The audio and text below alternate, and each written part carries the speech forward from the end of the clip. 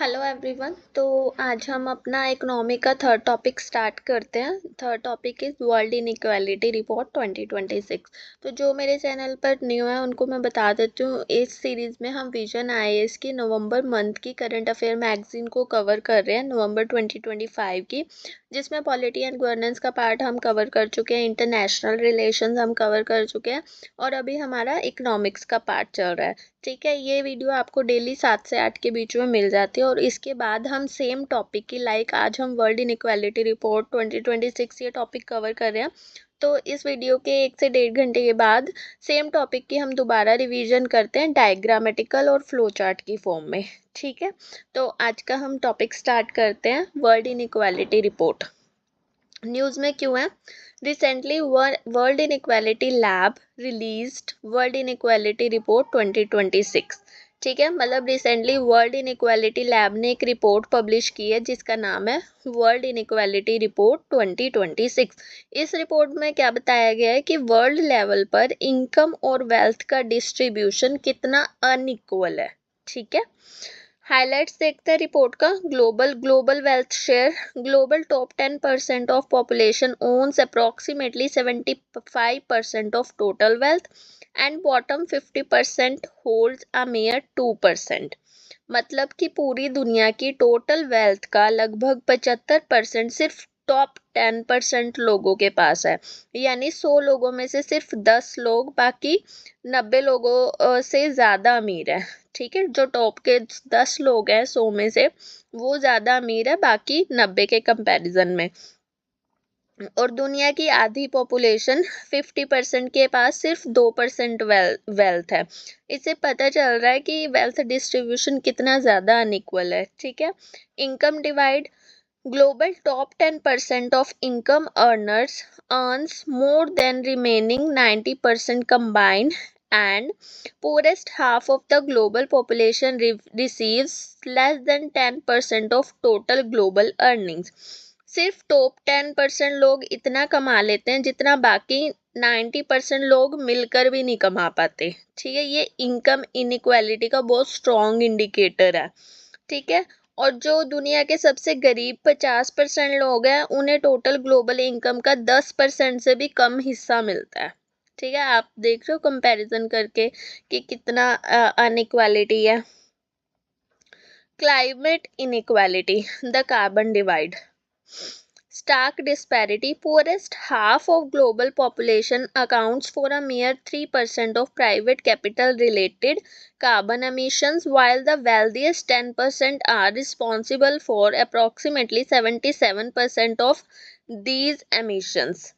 ठीक है, जो दुनिया के गरीब लोग सिर्फ 3% कार्बन एमिशन के लिए रिस्पॉन्सिबल हैं क्योंकि उनका कंजप्शन कम होता है। ठीक है, जबकि जो सबसे अमीर 10% लोग हैं वो 77% कार्बन एमिशंस के जिम्मेदार हैं, luxury lifestyles, private jets, big cars etcetera. ठीक है, unequal distribution of risk, a clear climate injustice exists where those who emit the least, often in low income countries, are the most vulnerable and exposed to climate shocks। जो लोग सबसे कम pollution करते हैं वही climate change से सबसे ज़्यादा सफ़र करते हैं, जैसे कि फ्लड से, drought, cyclone, mostly poor countries ही सफ़र करती हैं। ठीक है, systematic global financial inequality, the exorbitant privilege. The global financial system reinforces inequality by allowing rich economies to borrow cheaply and receive higher returns on foreign investments। Rich countries जैसे USA को cheap interest पर loan मिल जाता है और जो poor countries को महंगा loan लेना पड़ता है। इस सिस्टम से भी इनइक्वालिटी और बढ़ती है। ठीक है, wealth transfer, this system results in a net income transfer of approximately 1% of global GDP flowing annually from poorer to richer nations on amount nearly 3 times the total global development aid। हर साल poor countries से rich countries की तरफ पैसा transfer होता है जो global development add से 3 गुना ज़्यादा है। ठीक है, ये थोड़ा फैक्चुअल डाटा भी है इसमें जो आपको थोड़ा देखना पड़ेगा, लर्न करना पड़ेगा। ओके, नेक्स्ट देखते हैं, अभी वैसे हम रिवाइज करेंगे उसमें क्लियर हो जाएगा। India, high income inequality. Top 10% of earners capture 58% of national income and bottom 50% receives only 15% of national income. India में टॉप 10% लोग देश के 58% इनकम कमा लेते हैं, जबकि आधी पॉपुलेशन सिर्फ 15% इनकम पर डिपेंड करती है। ठीक है, extreme wealth inequality riches 10% hold approximately 65% of total national wealth and top 1% alone holds approximately 40% of total national wealth. India की 65% वेल्थ सिर्फ टॉप 10% लोगों के पास है और सिर्फ टॉप 1% इंडियंस के पास 40% वेल्थ है, जो एक्सट्रीम इनइक्वालिटी दिखाता है। ठीक है, एक्सट्रीम इनइक्वालिटी है। Consequences of high inequality. अब कॉन्सिक्वेंसेज क्या? Economic inefficiency and stagnation. Inequality reduces overall economic performance as inadequate healthcare, nutrition and education among large population limits productivity and leads to wastage of talent. For example, anemia impacts workforce participation, reducing household income and impeding economic growth. NFHS 5. जब majority लोगों के पास education, health care, nutrition ये सब नहीं होता तो economy का जो है वो फुल पोटेंशियल यूज नहीं हो पाता। ठीक है, तो ये सब चीज़ों पे भी इसके ये कॉन्सिक्वेंस है, इनइक्वालिटी के कारण ये सब चीज़ें होती हैं। Intergenerational poverty traps. Unequal outcomes reinforce unequal opportunities, with parental income and education strongly predicting children's life prospects, thereby reducing social mobility. अमीर जो हैं, जो उनके बच्चे अमीर ही रहते हैं और जो गरीब हैं उनके बच्चे गरीब, तो सोशल मोबिलिटी भी कम हो जाती है। ठीक है, undermine climate action. Excessive consumption and carbon emission by the very rich drive climate change, which harms the global economy and disproportionately affects the poor. For example, per capita carbon emissions are low in developing countries.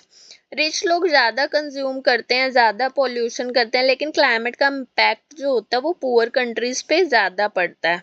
ठीक है, increased vulnerability and depth. Low income and informal sector household face high risk from economic shocks and carry increased debts, threatening broader economic stability. For example, impact of COVID-19 lockdown on migrant workers and street vendors. Poor household shock जैसे कोविड-19 lockdown से ज़्यादा effect होते हैं, जैसे migrant workers और street vendors, वो इनसे ज़्यादा इफेक्ट होते हैं। ठीक है, erosion of trust and democracy. Economic inequalities translate into political inequalities, creating a cycle where in rules are shaped to favor the rich, deepening economic divides and social polarization. For example, all wealth concentration in the hands of elites in Nigeria. जब wealth एलाइट्स के पास चली जाती है तो policies भी उनके favour में बनने लगती हैं। ठीक है, एग्जाम्पल जैसे नाइजीरिया का ऑयल वेल्थ। ठीक है, तो ये कॉन्सिक्वेंसेज है। नेक्स्ट देखते हैं, policy imperatives and steps to be taken.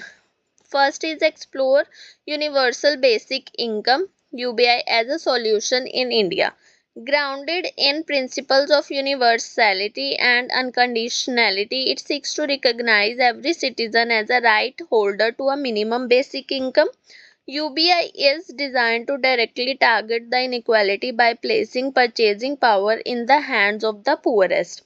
Her citizen को मिनिमम बेसिक इनकम देना बिना किसी कंडीशन के, ताकि जो परचेजिंग पावर है पुअर के हाथ में आए। ठीक है, first is this. Second, fiscal and wealth redistribution. Progressive taxation to mobilise resources for public goods reduces inequality.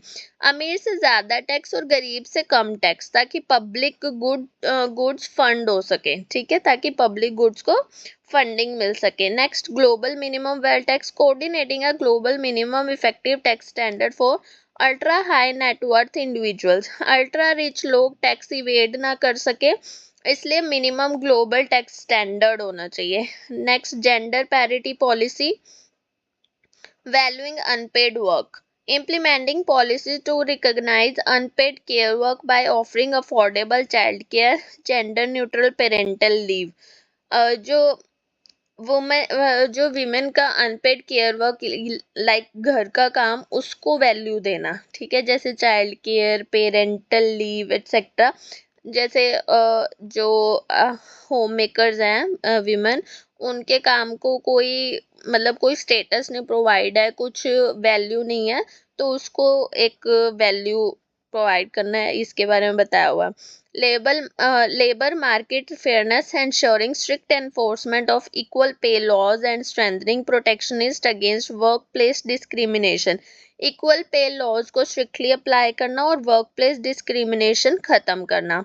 Next, climate policy and ownership reforms. Equitable climate tax such as introduction of a progressive carbon tax on wealth calculated based on the carbon content of owned assets।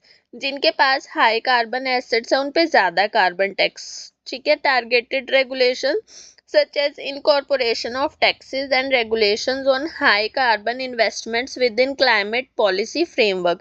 High carbon investment पर strict rules और taxes. Now conclusion देखते हैं। According to the World Bank, India ranks fourth globally in income equality with a Gini index of 25.5. India's extreme poverty also fell to 2.3% in 2022-23 with 171 million people moving out of extreme poverty between 2011 to 23. It has been supported by schemes such as PM Jan Dhan Yojana, Direct Benefit Transfer, Ayushman Bharat, and Pradhan Mantri Garib Kalyan Ann Yojana. This reflects progress in the right direction, though stronger measures in employment generation, education, skilling, and social protection are needed to sustain and deepen equity gains. India India का जो income distribution जो है वो comparatively better है, ठीक है। और 2011 से 23 के बीच 70.1 करोड़ लोग एक्सट्रीम पॉवर्टी से बाहर आए हैं, ठीक है। जैसे कि गवर्नमेंट स्कीम्स ने ये सपोर्ट किया है, जैसे पीएम जनधन योजना, डीबीटी, आयुष्मान भारत और पीएमजीकेवाई। तो आगे चलकर एम्प्लॉयमेंट, एजुकेशन, स्किल डेवलपमेंट और सोशल प्रोटेक्शन पे और काम करना ज़रूरी है, ठीक है। तो ये हमारा कंक्लूजन है। और वर्ल्ड बैंक के अकॉर्डिंग इंडिया रैंक करता है 4th नंबर पर globally in income equality with a Gini index of 25.5, ठीक है। तो ये आज का हमारा टॉपिक है, ये कंप्लीट हो। अब थोड़ी देर में हम सेम टॉपिक की रिवीजन करेंगे with the help of diagrams और flow charts. Okay, thank you so much.